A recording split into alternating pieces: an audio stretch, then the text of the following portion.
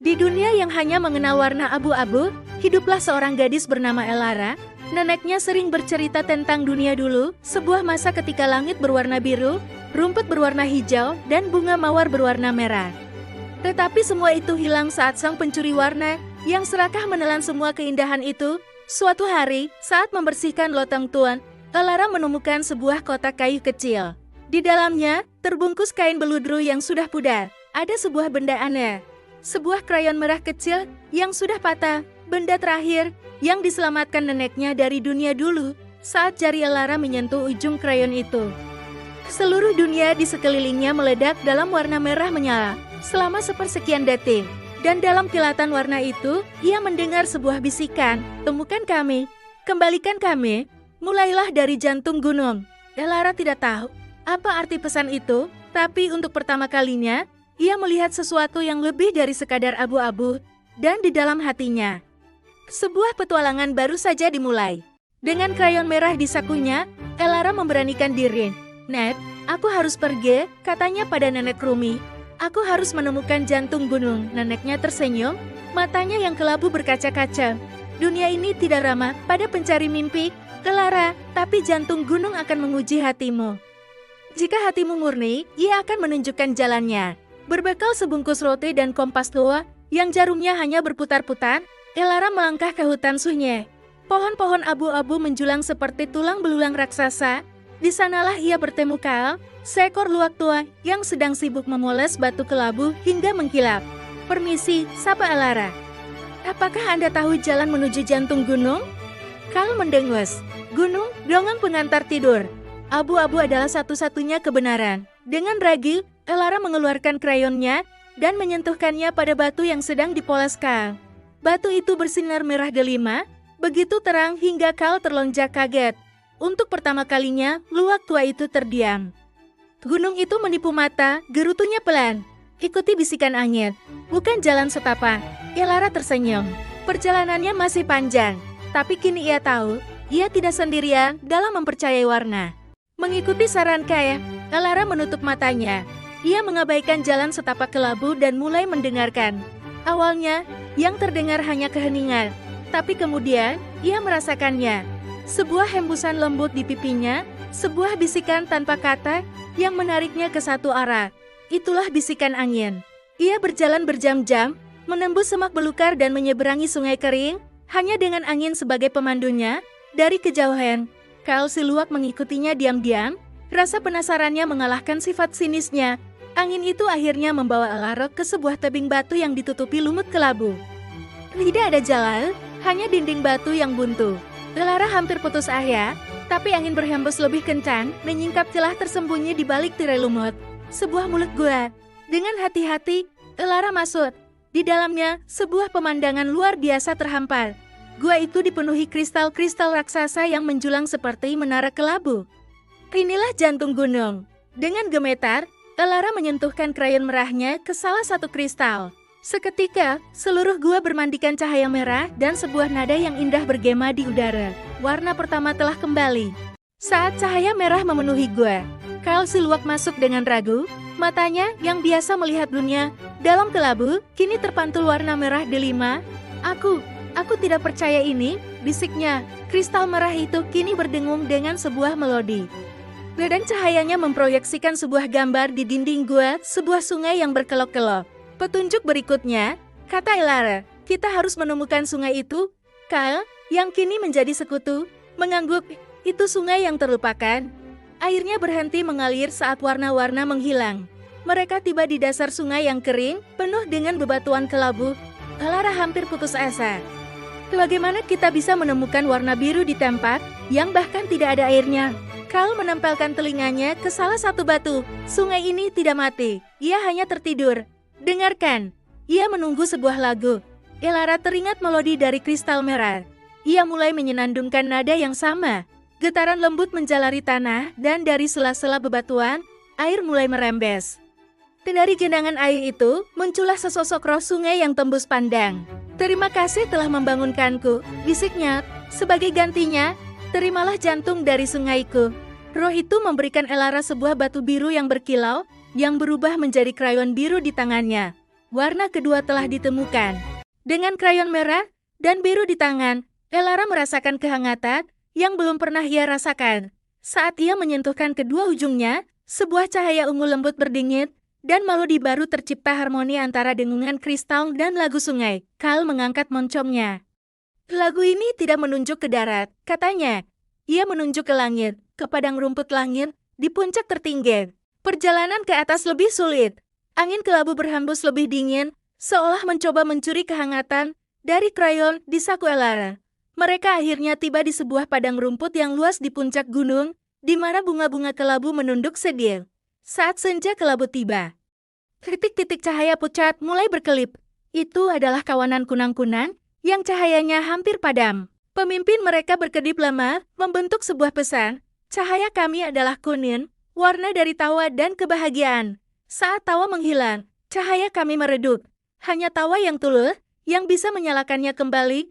Elara mencoba tertawa, tapi hatinya terlalu berat, melihat Elara yang putus asa.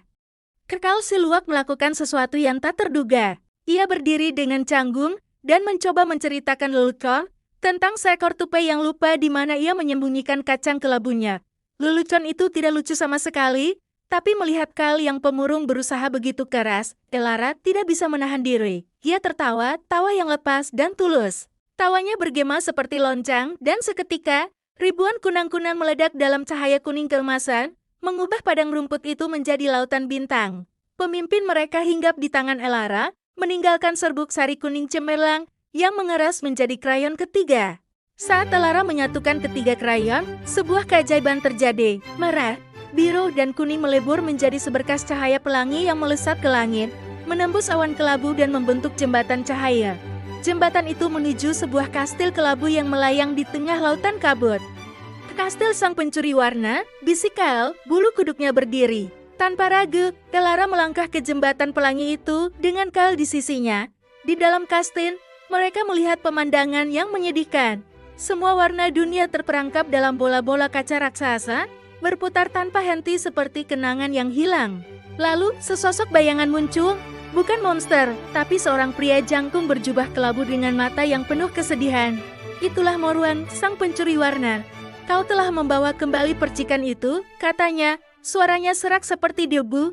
Aku mengambil warna-warna itu untuk melindunginya.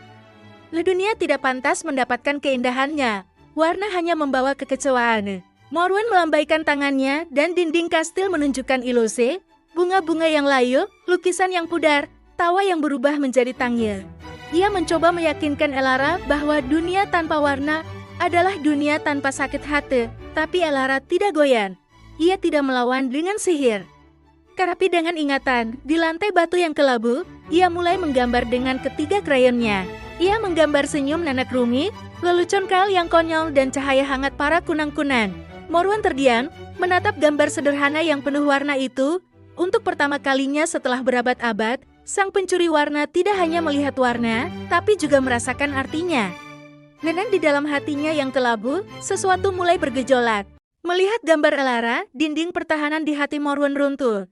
Ia menceritakan kisahnya, ia adalah seorang seniman yang kehilangan orang yang paling ia cintai. Dalam dukanya, ia menyalahkan warna-warni dunia yang terus bersinar sementara hatinya kelabu. Ia mencuri warna bukan untuk menyakiti, tetapi untuk menghentikan rasa sakit. Elara menatapnya dengan penuh pengertian. Dunia memang bisa menyakitkan, katanya lembut, tapi tanpa kesedihan, kita tidak akan pernah tahu artinya kebahagiaan. Ia menyodorkan ketiga krayonnya pada Morwen. Ini bukan hanya warna, ini adalah kenangan. Dengan tangan gemetar, Morwen mengambil krayon itu. Di sebelah gambar senyum nenek Rumi, ia menambahkan satu tetes air mata berwarna perang. Saat gambar itu selesai, keajaiban terbesar terjadi. Menerima kesedihan sebagai bagian dari keindahan adalah kunci terakhir. Bola-bola kaca di seluruh kastil pecah, melepaskan semua warna kembali ke dunia. Langit menjadi biru, rumput menjadi hijau, dan bunga-bunga mekar dalam ribuan warna. Kastil kelabu itu sendiri berubah menjadi menara kristal pelangi yang berkilauan. Elara dan Kal kembali ke desa mereka, yang kini hidup dan penuh warna. Nenek Rumi sedang duduk di teras, melukis matahari terbenam dengan warna jingga dan ungu. Morwen tidak lagi menjadi pencuri, tapi penjaga. Dan Elara, gadis kecil dari dunia kelabu, telah mengajarkan pada semua orang bahwa pelangi yang paling indah adalah pelangi yang ada di dalam hati, yang terbuat dari tawa dan juga air mata. Dipandu oleh cahaya krayon opal, Elara dan Cal mendaki lebih tinggi dari yang pernah mereka bayangkan. Mereka melewati bebatuan merah yang panas dan tebing biru yang licin, bukti dari kekacauan warna di bawah mereka.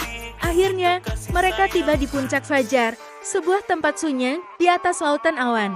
Di tengah puncak itu, terbentang sebuah jaring laba-laba raksasa yang berkilauan seperti pelangi. Di pusatnya, sesosok makhluk agung bertahta. Bukan laba-laba biasa, tapi makhluk yang seluruhnya terbuat dari cahaya bintang yang dipadatkan. Itulah Lyra, sang penenun cahaya. Aku sudah menunggumu. Anak pelangi, suara Lyra terdengar seperti denting kristal. Kau telah mengembalikan warna, tapi kau belum mengajari mereka cara menari bersama. Warna adalah perasaan, dan tanpa harmoni, mereka akan saling menghancurkan. Lyra menjelaskan bahwa gema kekacauan adalah kehampaan yang tercipta saat warna-warna saling bertabrakan. Kau tidak perlu lagu baru. Lanjutnya, kau adalah lagunya. Hatimu telah merasakan dunia kelabu, keberanian merah, kesedihan biru, dan kebahagiaan kuning. Itulah harmoni yang sesungguhnya. Sang penenun cahaya kemudian memetik sehelai benang dari jaringnya, seutas benang pelangi yang bersinar paling terang. Ini adalah benang sari fajar.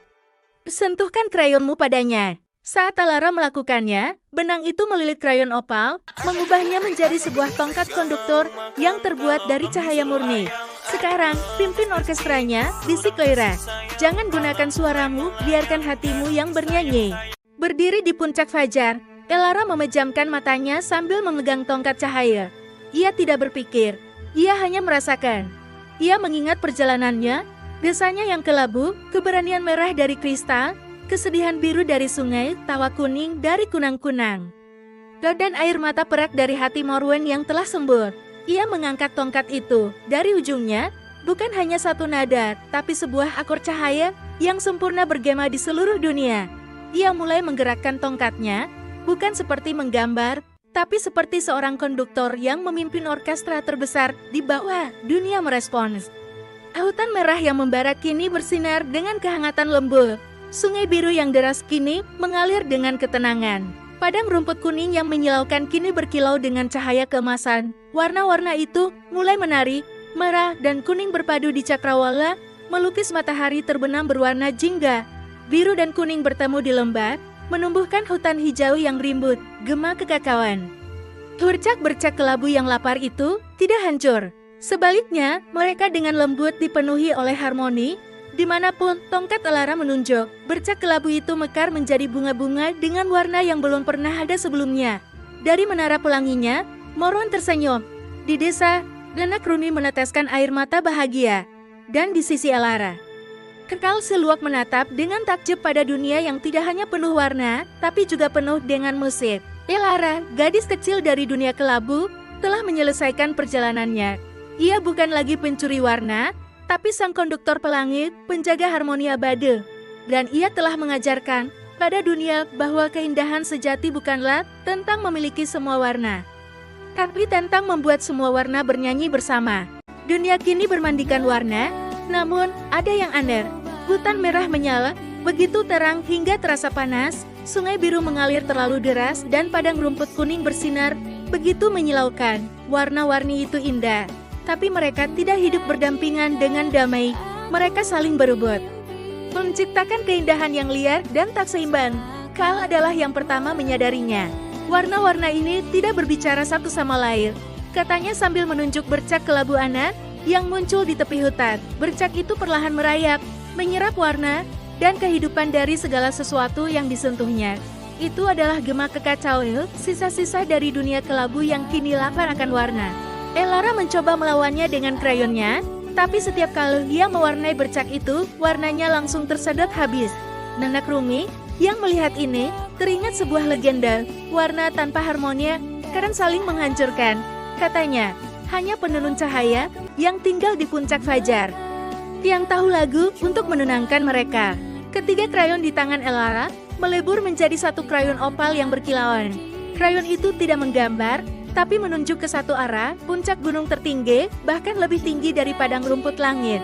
Tugas kita belum selesai, kata Elara pada Kyle. Kita harus menemukan peninun cahaya dan belajar cara menyanyikan lagu harmoni. Perjalanan baru telah dimulai, bukan untuk menemukan warna, tapi untuk menyatukannya.